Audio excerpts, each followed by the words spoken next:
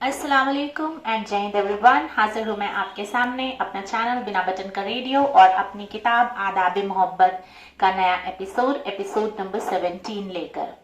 कल हमने वहां तक पढ़ा था जब अमायरा और रौनक की बातें सुनकर माहिरा बहुत परेशान हो जाती है और नए जनरेशन की पेरेंटिंग के लिए उन लोगों को थोड़ी सी फिक्र होनी शुरू हो जाती है, क्योंकि parenting generation by generation change होती रहती है। और इस एपिसोड को मैं इस शेर के साथ शुरू करूंगी, आज ही लिखा मैंने। हंगामे मोहब्बत के मचाती है माएं, हंगामे मोहब्बत के मचाती है माएं, जो वो खामोश है तो क्या वो मोहब्बत नहीं करता, जो वो खामोश है तो क्या वो मोहब्बत नहीं करता। ये शेर मैंने हर फादर के लिए लिखा है जो एक्सप्रेस नहीं कर पाते अपनी फीलिंग्स बच्चों के लिए, लेकिन शादी के बाद से वो लग जाते हैं अपनी जिंदगी के उतार चढ़ाव और बच्चों को फाइनेंशियल सपोर्ट और मॉरल सपोर्ट देने में, लेकिन वो बयान नहीं कर पाते कि वो कितनी मोहब्बत करते हैं अपने बच्चों से। हर उस बाप को डेडिकेटेड है ये शेर। आगे की कहानी पढ़ती हूँ। उसके सामने बार बार रौनक का रोता हुआ चेहरा उसके मातृत्व को झिंझोड़ता है। आखिरकार शाम को जब वीर घर आकर टीवी देखने लगता है और अमायरा लॉन में दादा दादी के साथ खेलती रहती है, तब माहिरा वहां आकर कहती है, वीर, दुनिया भर की खबर रखना बहुत अच्छी आदत है, पर इस वक्त हमारे घर की एक बात ज्यादा जरूरी है। तुम प्लीज टीवी स्विच ऑफ करके बेडरूम में आओगे? वीर माहिरा को परेशान देखकर तुरंत टीवी स्विच ऑफ करके बेडरूम में जाता है। बेडरूम की खिड़की से माहिरा को अमायरा दिखती रहती है। वो उसे देखकर ना जाने क्यों रोने लगती है। वीर उसे रोता देख उसे पानी का ग्लास बढ़ाता है। वो पानी पीकर कहती है, वीर, जैसे रौनक को फील हुआ वैसे कभी अमायरा को भी तो फील हो सकता है ना। उसे कभी मेरी कभी तुम्हारी भी तो जरूरत फील हो सकती है। जो एक बाप का प्यार है वो माँ नहीं दे सकती, और जो माँ का प्यार है वो बाप नहीं दे सकता। बच्चे को दुनिया में लाने से पहले हमें अपना टाइम मैनेजमेंट भी करना चाहिए था। हमारा करियर, पैशन, लग्जरी सब जरूरी है, तो हमारे बच्ची की परवरिश और उसका बचपन क्या हमारे लिए जरूरी नहीं? सॉरी। यह सब सुनकर वीर कहता है, माही, मैं कंप्यूटर इंजीनियर जरूर हूं, पर तुम्हारी प्रोग्रामिंग की लैंग्वेज मुझे समझ नहीं आती, जरा सीधा सीधा समझाओ। ये कहकर वो हंसने लगता है। उसे हंसता देख माहिरा को हंसी नहीं आती और वो सीरियसली कहती है, वीर, ये मजाक का टाइम नहीं है। मैं तुमसे ये कहना चाहती हूँ कि अमायरा नीड्स अवर टाइम। हमें अपने बिजी शेड्यूल से ऑनेस्टली अमायरा के लिए टाइम निकालना होगा। जानते हो हमारी लाइफ में माँ बाप की जगह सबसे इम्पोर्टेंट क्यों है? क्योंकि उन लोगों ने हमारे बचपन में हमें physically, emotionally, mentally, socially strong बनाने के लिए अपना वक्त, पैसा और प्यार हम पर लुटाया है। जिस तरह हमें दादा दादी, नाना नानी, चाचा चाची, फूफा बुआ, मामा मामी सब प्यार करते थे, पर माँ बाप की जगह कोई नहीं ले पाया, वैसे ही हमारी जिम्मेदारी हमें खुद उठानी चाहिए। जिस तरह बचपन में जब हम खुद को एक्सप्रेस नहीं कर पाते थे तो हर कदम पे हमारे माँ बाबा हमारे दिल की बात समझ जाया करते थे, वैसे अमायरा को भी 6-7 सालों तक हमारी बहुत जरूरत है। जितने अच्छे से हमारी जरूरतों को हमारे माँ बाबा के अलावा और कोई नहीं समझता था, ठीक वैसे ही हमारी अमायरा को हमारे अलावा उतनी गहराई से कोई नहीं समझ पाएगा। माना कि उसकी लाइफ में दादा दादी, नाना नानी, टीचर्स, फ्रेंड्स सब हैं, जितना कोजी वो हमारे साथ फील करती है उतना किसी और के पास नहीं करती। रौनक बोलने वाला बच्चा है तो साफ साफ अपनी फीलिंग्स बोल गया। हमारी अमायरा कम बोलती है, इसलिए अपनी फीलिंग्स छिपा लेती है। ये सब सुनकर वीर माहिरा से अग्री करता है और दोनों लॉन में अमायरा के पास जाते हैं। उसे झूला झुलाते हुए पूछते हैं, अमायरा, तुम्हें झूला झूलना पसंद है? अमायरा मासूमियत से कहती है, मम्मा, मुझे झूला आपके हाथों से पसंद है और रॉक क्लाइंबिंग पापा के साथ करने में मजा आता है। वीर पूछता है, और दादा दादी के साथ क्या करना पसंद है? अमायरा बताती है, मुझे उनके साथ कहानी सुनना बहुत अच्छा लगता है। 1 या 2 घंटे की कहानी सुनाने के बाद वो भी थक जाते हैं और मैं भी बोर होने लगती हूँ। पर मम्मा जॉब पर होती है और आप ऑफिस होते हैं, तो इट्स ओके। उसका इट्स ओके सुनकर माहिरा कहती है, वीर, मुझे मेरी बच्ची को ये इट्स ओके उसकी नन्ही सी उम्र में नहीं सिखाना है। जिंदगी उसे बहुत कुछ आगे सिखाएगी, जहां वो खुद इट्स ओके बोलना और समझना सीख जाएगी। पर अब से उसके 7 साल तक मैं उसे पूरा टाइम देना चाहती हूँ। तुम भी शाम के 6 बजे से 10 बजे तक डिवोटेड होकर अपने पापा होने के फर्ज को निभाओ। ये सब सुनकर वीर कहता है, जब क्लाइंट्स को अपना काम वक्त पर नहीं मिलता तो वो चिल्लाता है, मैं क्या क्या मैनेज करूं। माहिरा उसे समझाती है कि एक ऑफिस में सारा काम एक बंदे का नहीं होता है। डिवीजन ऑफ लेबर के हिसाब से सबकी काबिलियत के लेवल को देखकर काम को बांट दो। प्रोजेक्ट की ड्यू डेट के हिसाब से डेली का वर्क टारगेट बनाकर सब में डिस्ट्रीब्यूट कर दो। अपना ऑफिस मार्केट से शिफ्ट करके घर के पास वाली शॉप में बनवा लो। चूंकि पिछले 15 सालों से तुम मऊ में अच्छी खासी पहचान अपने काम के जरिए बना चुके हो, तो लोग तुम्हारा ऑफिस ढूंढते ढूंढते यहाँ भी आ ही जाएंगे। इस तरह से काम और अमायरा की जिम्मेदारियां दोनों निभाएंगी।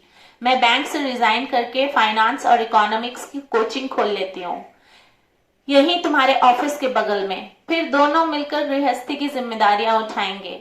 माहिरा ने बैंक में रिजाइन करने से पहले एक लड़की को, जो बहुत स्किल्ड थी और जिसके घर का खर्च उसकी जिम्मेदारी थी, जॉब पर एचआर से कहकर रखवा दिया। उस जरूरतमंद को नौकरी मिल गई और माहिरा को अपनी जिंदगी के कभी ना लौटने वाले पलों को संजोने का मौका मिल गया।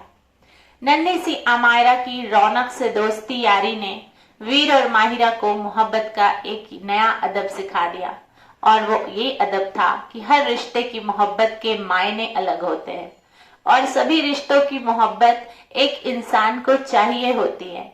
एक रिश्ते की मोहब्बत दूसरा रिश्ता नहीं दे सकता और एक रिश्ते की मोहब्बत का करीना दूसरा रिश्ता नहीं सिखा सकता।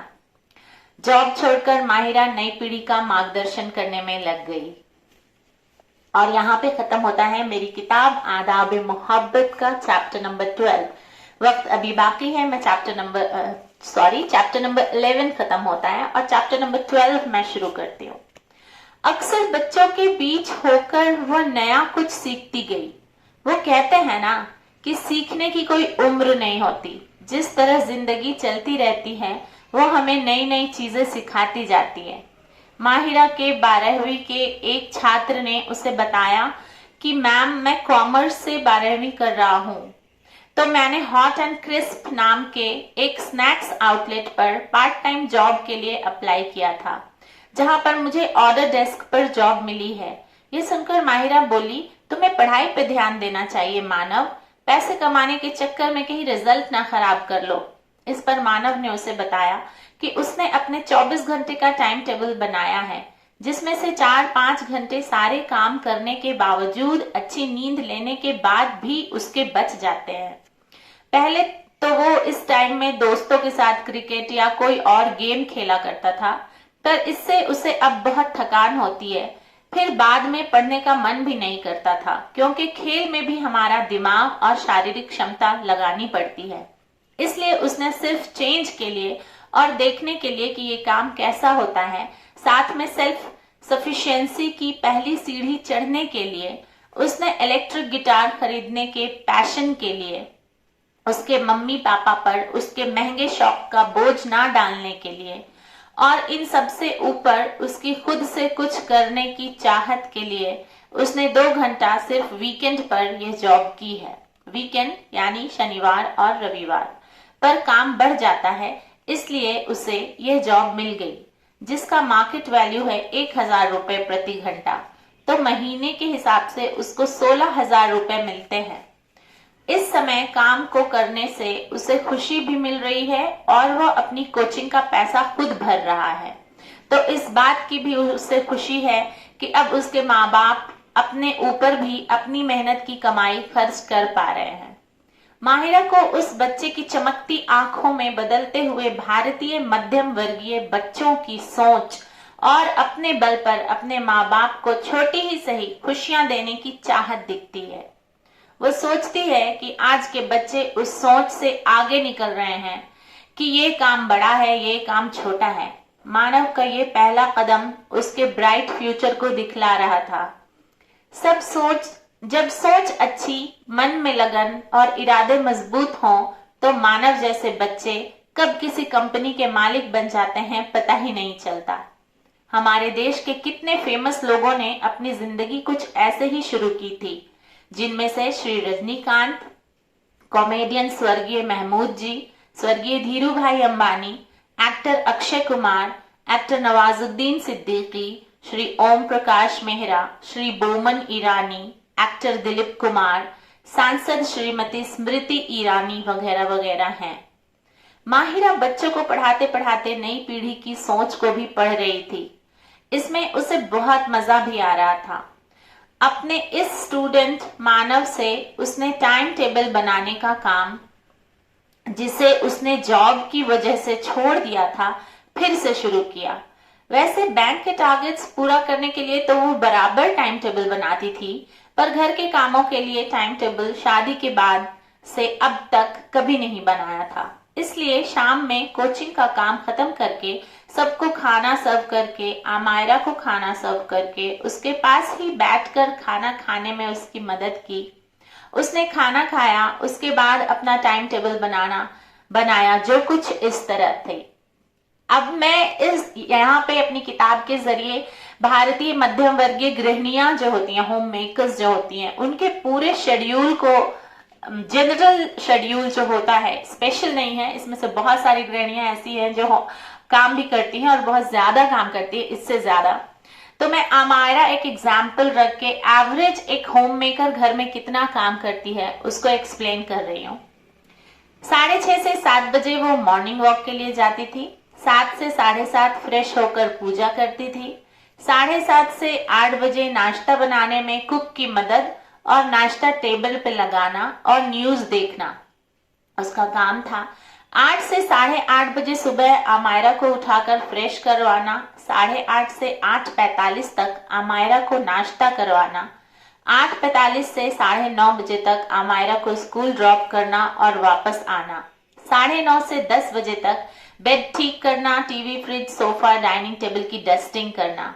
10 बजे से 10:30 बजे तक कपड़े कलर टेक्सचर के हिसाब से सॉर्ट आउट करके मशीन में लगाना और धुलने के बाद उसको सुखाना। दीदी को लंच के लिए गाइड करना। अब आप कहेंगे जब दीदी है ही तो ये कर क्या रही है? जो दीदियां होती हैं घर में खाना बनाने वाली, वो अपने घर के हिसाब से खाना नहीं बना सकती। मान लीजिए वो गुजराती है तो उनकी मेन डिशेस जो होंगी वो गुजराती होगी, और आमायरा उत्तर प्रदेश की थी तो उत्तर प्रदेश के लोगों को गुजराती सारी डिशेस पसंद नहीं आती। कोई कोई डिशेस वो अपने खाने में इंक्लूड करते हैं जो उन्हें पसंद होती है, लेकिन सारी बेसिक डिशेस वो नहीं खा सकते क्योंकि उसमें बहुत मीठा होता है, शक्कर पड़ी होती है दाल में, सब्जी में, हर चीज में। और यूपी वाले बहुत चटक और मसालेदार खाना पसंद करते हैं। तो इस तरह से हर डिश के लिए उसको गाइड करना पड़ता था माहिरा को, कुक को, कि आज की डिश ये है, ये बनाना है। तो वो ये काम डेली की बेसिस पे 10-15 ही मिनट लगते थे, लेकिन किया करती थी। 10:30 से 12 बजे कोचिंग के लेक्चर प्रिपेयर करती थी। 12 बजे से 12:30 बजे आमायरा को घर लेकर आती थी। 12:30 से 1 बजे आमायरा को फ्रेश कराकर लंच खिलाती थी। 1 बजे से 1:15 उसे स्टोरी सुनाकर सुलाती थी। 1:15 से 1:30 बजे मम्मी पापा वीर को लंच सर्व करके खुद भी लंच करती थी। 1:30 बजे से 2 बजे तक डाइनिंग टेबल क्लीन करके बचा हुआ खाना पड़ोस के जानवरों को दे आती थी। 2 से 3 बजे रेस्ट करती थी। 3 से 4 आमायरा को फ्रेश कराकर उसका होमवर्क कराना और स्नैक सर्व करना। 4 से 4:30 बजे टी टाइम फॉर ऑल। 4:30 से 5 बजे गेट रेडी फॉर कोचिंग। 5 से 7 वो कोचिंग जाया करती थी। 7 बजे से 7:30 बजे दीदी को डिनर के लिए गाइड करना, खाना टेबल पे लगाना और शाम की आरती करना। 7:30 से 8 बजे फैमिली सर्कल टाइम होता था, जिसमें सारे फैमिली मेंबर्स दिन भर की बातें किया करते थे और कुछ अच्छे वैल्यूज शेयर किया करते थे। 8 से 10 बजे डिनर और वॉक होता था। वो डिनर के बाद भी वॉक पे जाया करती थी। उसकी हेल्थ इश्यूज थे बहुत सारे, तो डॉक्टर ने उसको सजेस्ट किया था कि वॉक बहुत जरूरी है। 10 से 10:30 बजे अमायरा को स्टोरी सुनाकर सुलाती थी और 10:30 से 5:30 बजे का बेड टाइम होता था उसका। 5:30 से 6:30 प्लानिंग फॉर नेक्स्ट डे, अगले दिन की प्लानिंग वो सुबह में बैठ के सारा कर लिया करती थी, ताकि बीच बीच में सोचने में टाइम वेस्ट ना हो। उसने ये टाइम टेबल बनाकर अपनी अलमीरा पर फ्रिज मैग्नेट से लगा दिया। इस टाइम टेबल ने उसे कभी खाली बैठने का इंफीरियोरिटी कॉम्प्लेक्स नहीं आने दिया और उसकी फैमिली में क्या रोल है उसे वो याद दिलाता रहा। साथ ही में उसे अपने कोचिंग को आगे बढ़ाने और न्यू जनरेशन को पॉजिटिवली गाइड करने के लिए हमेशा प्रेरित करता रहा। एक दिन सुबह सुबह माहिरा की सासू माँ उसे दीदी के पैसों का हिसाब करने बुलाती है। ये टाइम टेबल देखकर बोली, माहिरा बेटा, ये इतना बड़ा टाइम टेबल यहाँ क्यों लगा रखा है? इस पर माहिरा मुस्कुराकर बोलती है, मम्मी जी, ये मेरी जिम्मेदारियों को याद दिलाता है और साथ ही साथ वीर को मेरी फैमिली के लिए क्या ड्यूटीज हैं ये बताता है। उन्होंने पूछा कि इससे क्या होगा? तब माहिरा बताती है, मैंने बचपन से देखा माँ हर वक्त घर के कामों में बिजी रहती थी। मेरी माँ के साथ मेरी चाची, मेरी बुआ, मेरी दादी, मेरी मासी और जो मेरी दीदियां थी, जो कजिन दीदियां, जिनकी सबकी शादी हो चुकी थी और फैमिली लाइफ में एंटर कर चुकी थी, इतनी लगन से वो सब काम करती थी, पर हमेशा उनकी लगन और उनके सब घरेलू कामों को लोग पैसा कमाने के काम जैसा बड़ा नहीं समझते थे। फिर उसने स्कूल में पढ़ा कि कोई काम छोटा या बड़ा नहीं होता। इस समाज को चलाने के लिए हर व्यक्ति अपनी भूमिका निभाता है। हर व्यक्ति अपनी लगन, क्षमता और जिम्मेदारियों के हिसाब से काम करता है और फल पाता है। समाज की सबसे छोटी इकाई परिवार होता है, जिसमें बूढ़े बुजुर्गों की और बच्चों की जिम्मेदारी सबसे कम होती है, पर उनकी भी थोड़ी बहुत जिम्मेदारी होती है। जवान लोगों की जिम्मेदारी ज्यादा होती है क्योंकि उनका शरीर चुस्त होता है और उनकी काम करने की क्षमता भी अधिक होती है। वैसे हर परिवार अपने अपने कामों को अलग अलग ढंग से भी बांट सकता है। ये सब उनकी चॉइस होती है। मेरा ये टाइम टेबल वीर को ये एहसास दिलाता है कि अगर वो परिवार के लिए पैसे कमाने का काम करता है तो मैं परिवार को संजोती हूँ, संवारती हूँ और सबका ख्याल रखती हूँ। हम सब ही इस परिवार की जिम्मेदारियों के खेवनहार हैं। ये सब सुनकर माहिरा की सास उदास होकर कहती हैं, मैंने भी जीवन भर काम किया, सबका ख्याल रखा, पर कोई मेरे त्याग, समर्पण और कामों की उस समय वैल्यू ही नहीं करता था। सिर्फ मेरे मायके वाले, तुम्हारे पापा जी और वीर के दादा दादी ही समझते थे कि मैं क्या करती हूँ और क्या नहीं। वीर तो बहुत छोटा था, ये सब वो समझ ही नहीं पाता था। ये कहकर उनकी आंखें बहुत नम हो जाती हैं। माहिरा उन्हें गले लगाकर कहती है, मम्मी जी, हमारे अपने हमें समझे वही हमारी ताकत होती है। जो हमें जानते ही नहीं वो हमें समझेंगे क्या? एक माँ और पत्नी का त्याग उसके बच्चे और पति समझे वही उसके लिए बहुत होता है। उस समय की सोच को सोचकर आप अपना मन खराब मत कीजिए।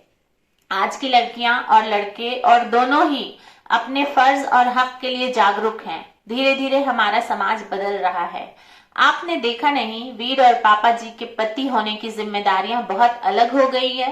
पहले पति जब बीवी का साथ देता था तो जोरू का गुलाम कहलाता था।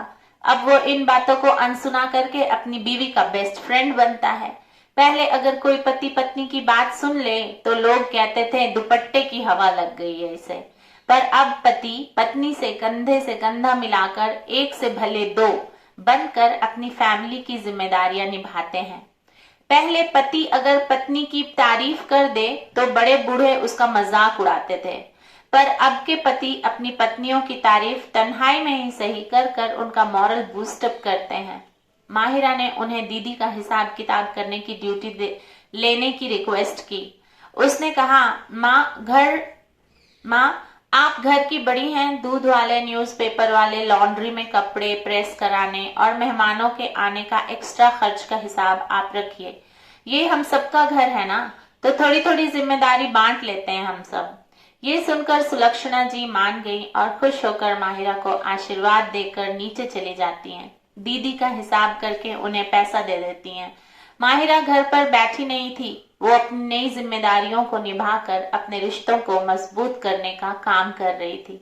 उसे अपनी माँ के द्वारा सुनाई गई चींटी के परिवार की कहानी अक्सर याद आती थी, जिसमें रानी चींटी अंडे देने से पहले अपने पंखों को गिराती है और अपने बच्चों को अकेले बड़ा करती है। इस कहानी के अंत में माहिरा की माँ हमेशा बताती थी कि इंसानों और चींटियों में अंतर होता है। हमें भगवान ने सृष्टि का सबसे अक्लमंद प्राणी बनाया है, जबकि चींटी बहुत नन्ही सी जीव है।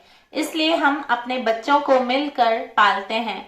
हमारे समाज में पति पत्नी दोनों अपनी जिम्मेदारियां बांटकर अपने परिवार के हिसाब से अपने बच्चों को बड़ा करते हैं। हम सब मानव परिवार के हैं, पर जैसे आम के परिवार में अलग अलग प्रकार के आम होते हैं ना, दशहरी आम, मालदा आम, अल्फांसो वगैरह वगैरह, वैसे ही हमारे मानव परिवार में भी अलग अलग प्रकार के लोग होते हैं, जिनके बड़े होने का तरीका, फर्ज, जिम्मेदारियां सब अलग हो सकती हैं, पर सबका अंतिम लक्ष्य एक ही होना चाहिए। वो है एक सबल, ऊंची सोच, अच्छे व्यवहार वाली पीढ़ी अपने पीछे छोड़कर जाना। माहिरा की परवरिश उसे मॉरल बूस्टअप करती थी जिंदगी जीने के लिए और खुशी खुशी अपनी जिम्मेदारियां निभाने के लिए। इस नए तजुर्बे ने माहिरा को मोहब्बत का एक नया अदब सिखाया। वक्त बदलता है, पीढ़ियां बदलती हैं, तो मोहब्बत करने और जताने का तरीका भी बदल जाता है। 20 मिनट से ज्यादा हो गए, 21 मिनट 26 सेकेंड। अब मैं यहाँ पे रुकती हूँ। 12वां चैप्टर मेरी बुक का खत्म हो गया है। 13वां चैप्टर मैं कल पढ़ना शुरू करूंगी और मेरी हर बुक में सिर्फ 14 चैप्टर होता है। 14 मेरा बर्थ डेट है और मैं इससे कनेक्टेड हूँ बहुत, और बुक को मैं बहुत बड़ा नहीं करना चाहती, क्योंकि आजकल के बच्चों के स्कूल टारगेट्स बहुत ज्यादा होते हैं। जब वो बुक उठाकर पढ़ेंगे तो बहुत ज्यादा बड़ी बुक को पढ़ने में उन्हें बोरियत होती है। तो चैप्टर्स थोड़े छोटे हैं, लेसन्स, वैल्यूज थोड़े ज्यादा भरने की कोशिश की है मैंने इसमें। ठीक है, मिलती हूँ फिर आपसे कल अपने नए एपिसोड में। तब तक के लिए जीते रहिए, आबाद रहिए। माँ और बाप को अलग मत करिए। माँ की रिस्पॉन्सिबिलिटीज जितनी ज्यादा होती है, उससे कुछ कम बाप की नहीं होती। ये दोनों मिलकर के बच्चों को पालते हैं। इन दोनों में डिस्क्रिमिनेशन नहीं करिएगा और दोनों के वैल्यूज को और दोनों की जिम्मेदारी को और दोनों की लगन को अपनी मद्देनजर रखते हुए एक अच्छा पेरेंट फ्यूचर में बनने की कोशिश कीजिएगा। तब तक के लिए जीते रहिए, आबाद रहिए। जय हिंद।